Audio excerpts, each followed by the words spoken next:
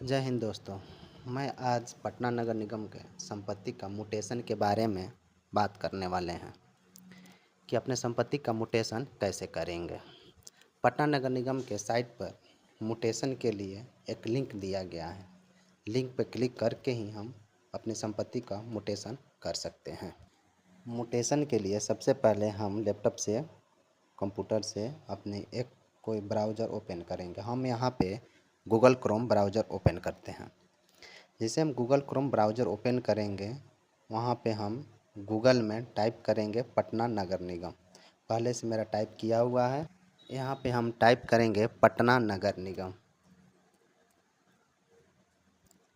या Patna municipal corporation. जैसे आप देख रहे हैं, पटना नगर निगम भी टाइप कर सकते हैं। पटना नगर निगम लिखेंगे, उसके बाद में एक ओपन होगा पेज। ओपन होने के बाद में यहाँ पे दिखेगा Patna municipal corporation, government of Bihar. यहाँ पे हम क्लिक करेंगे। क्लिक करने के बाद में पटना नगर निगम का पूरा साइट खुल जाएगा जिसमें हमको करना है। यहाँ पे ऑनलाइन सर्विसेज है, इस पर हमको कुछ नहीं करना है। अवल मोबाइल ऐप पे कुछ नहीं करना है। कलेक्शन रिपोर्ट पे कुछ नहीं करना है। हमें क्या करना है कि हम देख रहे हैं म्यूटेशन के बारे में, तो हम म्यूटेशन पर क्लिक करेंगे।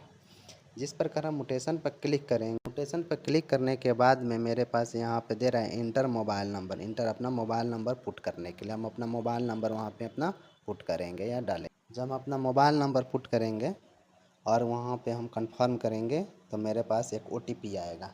OTP आपको अपने मोबाइल नंबर पे ही आएगा, जो मोबाइल नंबर उसमें पहले से डालेंगे।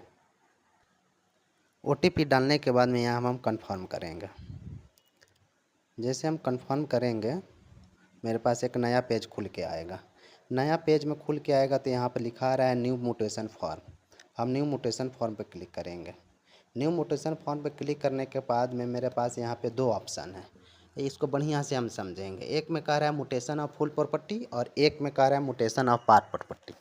हम यहाँ पे बात करेंगे पहले म्यूटेशन ऑफ फुल प्रॉपर्टी क्या है, उसके बाद में बात करेंगे म्यूटेशन ऑफ पार्ट प्रॉपर्टी क्या है।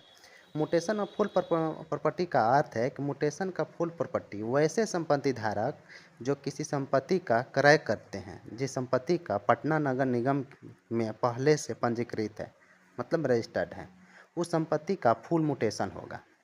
माना कि कोई व्यक्ति का संपत्ति 1200 स्क्वायर फीट है और वह पहले से पटना नगर निगम की संपत्ति का भुगतान कर रहा है, परंतु किसी कारण से उस संपत्ति को बेचना चाहता है। जब वह संपत्ति को बिक्री कर देगा तो खरीदार उस संपत्ति का फुल म्यूटेशन करेगा। फुल म्यूटेशन करने के लिए यहाँ पर फुल म्यूटेशन पर क्लिक करेंगे, जहाँ पे यहाँ पे ब्लू ये कलर है, और यहाँ पर उसका अपना PID नंबर डालेंगे, जो उसका PID नंबर होगा।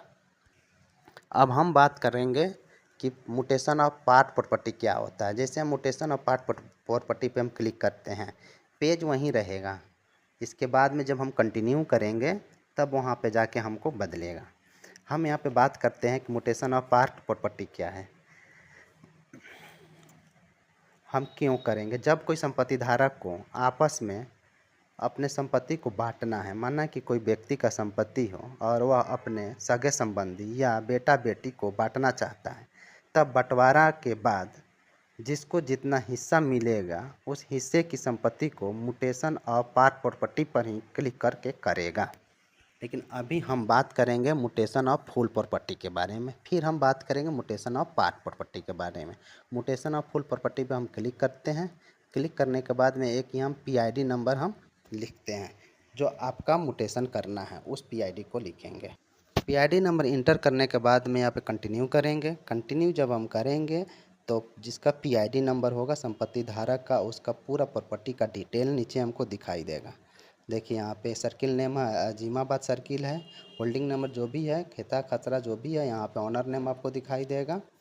हम ऑनर नेम यहाँ पे ब्लॉगर कर देंगे, आपको दिखाई नहीं देगा। और यहाँ पे पूरा अपना दिखाई देगा कि कितना स्क्वायर फीट है संपत्ति और आपका कितना चाहिए। लेकिन यहाँ पे total property of area 1100 square feet है। अगर हम फुल म्यूटेशन कर रहे हैं तो हमको 1100 पर ही करना है, तो हम 1100 ही लिखेंगे यहाँ पे, कि हमको फुल म्यूटेशन हो जाएगा और यहाँ पे बैलेंस में शेष बचेगा, 0 हो जाएगा। अब आगे हम बात करेंगे कि इसमें अब 3 दे रहा है ऑप्शन मेरे पास, based on sale deed, based और inheritance based of the court order. इसको हम बात करते हैं विस्तार से। जैसे हम property area part of to be mutation के लिए जब हम फिल कर देंगे कि कितना स्क्वायर फीट का वो मुटेशन करना है, उसके नीचे में 3 ऑप्शन है, based on sale deed, based on inheritance और बेस्ड ऑफ कोर्ट ऑर्डर। हम इसको विस्तार से जान लेते हैं कि हम किस में क्या करेंगे। देखिए बेस्ड ऑन सेल डीड पे क्या करेंगे, क्या होता है, कह रहे कि बिक्री विलेख के आधार पर, कह रहा है कि जब कोई व्यक्ति किसी संपत्ति को खरीदता है तब वह बेस्ड ऑन सेल डीड के आधार पर अपना मुटेशन करेगा, और बेस्ड ऑन इनहेरिटेंस के आधार पे जब व्यक्ति विरासत के आधार पर, कह रहा है कि जब वो पूर्वजों की संपत्ति को आपस में बंटवारा करते हैं और जो हिस्सा मिलता है उसका वो मुटेशन करने के लिए बेस्ड ऑन इनहेरिटेंस का चुनाव करेंगे। अब यहाँ पे है बेस्ड ऑन कोर्ट ऑर्डर। अब कोर्ट ऑर्डर में कह रहा है कि वैसे संपत्ति जिस पर विवाद हो और संपत्ति किसी न्यायालय में लंबित हो, तब उस संपत्ति को जिसके पक्ष में फैसला आएगा वह बेस्ड ऑन कोर्ट ऑर्डर के आधार पर अपना मुटेशन करेगा। अब कह रहे कि जब अब यहाँ पे एक और ऑप्शन है कि इंटर डेट ऑफ मुटेशन। यहाँ पे बहुत कन्फ्यूजन है कि हम कौन सा डेट डालें, कि आज का डालें कि कल का डालें कि जब जिस दिन हम कर रहे हैं उस डेट का डालें। नहीं, यहाँ पे हमको देखना है कि मेरा संपत्ति कब रजिस्टर्ड हुआ, हम संपत्ति को कब खरीद रहे हैं, वो डेट डालेंगे। यहाँ पे दे रहे हैं कि अगर हम यहाँ पे बेस्ड ऑन इनहेरिटेंस पे कर रहे हैं तो लिखेंगे कि मेरी संपत्ति कब आपस में हम लोग बांटे, उस तिथि को यहाँ पे चुनाव करेंगे। ठीक है। यहाँ पे कह रहा है कि बेस्ड ऑन कोर्ट ऑर्डर, तो कोर्ट ऑर्डर में भी कि जब हमको कोर्ट का आदेश मिला जिस तारीख को, वह तारीख इसमें चूज करेंगे, वह साल इसमें चूज करेंगे। और यहाँ पे based on sale deed first में है, तो बेस्ड ऑन सेल डीड में भी हम वही करेंगे जब हम किसी संपत्ति का रजिस्ट्रेशन हम आज कर रहे हैं तो आज का डेट करेंगे। अगर हम 2 साल पहले उस संपत्ति का हम खरीद लिए हैं परंतु उसका मुटेशन नहीं किया है तो 2 साल पहले वाला डेट डालेंगे। यहाँ पे कन्फ्यूजन नहीं होना है। चलिए हम एक डेट लेते हैं कि माना कि हम 2020 में कोई प्रॉपर्टी हम खरीदे हैं।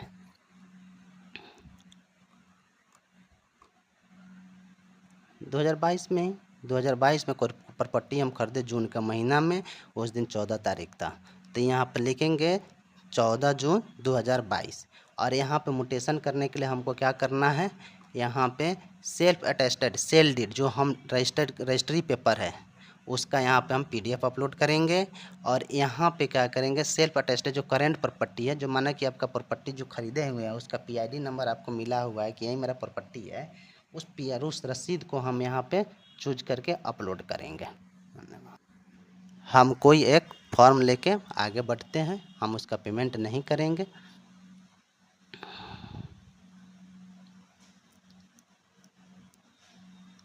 आप लोग अपना प्रॉपर्टी ही चूज करेंगे, हम कुछ अपना एक कोई डाल लेके हम आगे बढ़ते हैं। आप लोग अपना प्रॉपर्टी चूज करेंगे और यहाँ पे हम नेक्स्ट कर देते हैं।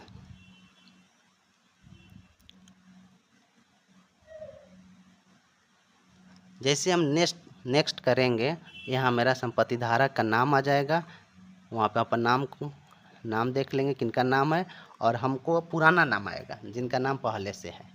और यहाँ पे क्या करेंगे कि अब अपन नया नाम इंटर करेंगे। मान के चलिए कि मेरा सिंगल ऑनर है, हम अकेला रजिस्टर्ड कराएंगे, अपना अकेला नाम डालेंगे। अगर ज्वाइंट मिल कर रजिस्टर्ड कराए हैं तो ज्वाइंट चूज करेंगे। यहाँ पे मेल है या फीमेल है आप लोग अपना क्लिक करेंगे। यहाँ पे अप्लीकेंट नेम है, जो भी आपका अप्लीकेंट नाम है उनका नाम लिखेंगे और उनका गार्जियन का नाम लिख देंगे।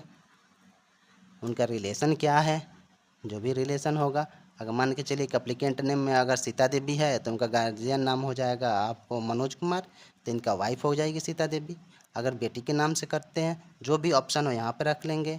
अगर कोई मेल है, यहाँ पे अगर चूज किया है हम जेंडर में मेल, यहाँ पे है मान के चलिए मनोज कुमार, उनका पिताजी का नाम है श्याम सुंदर प्रसाद, तो यहाँ पे सन ऑफ कर देंगे। उनका मांगेंगे हम, यहाँ पे हमको अपना एड्रेस लिखना है।